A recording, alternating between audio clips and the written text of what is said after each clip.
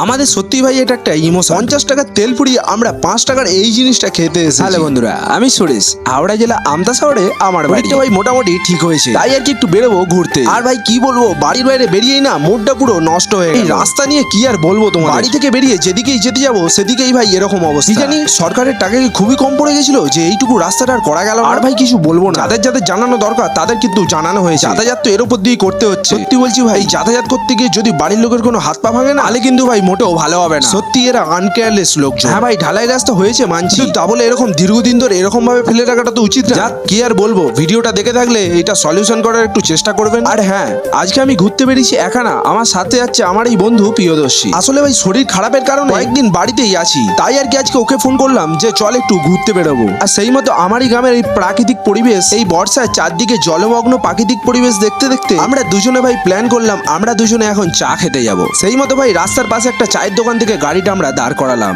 আর ভাই তোমরা তো জানোই আমরা ছেলেরা ভাই 5 টাকা চায়ের জন্য 500 কিলোমিটার জার্নি করতে রাজি আছি। হ্যাঁ ভাই, যারা এই চা খায় না তাদের কাছে চাটা একটা সত্যি ইমোশনের ব্যাপার। ভাই দুজনে মিলে রাস্তার ধারে বসে বিকেলের এই সময়টা বেশ আমাদের ভালোই কাটলো আজকে।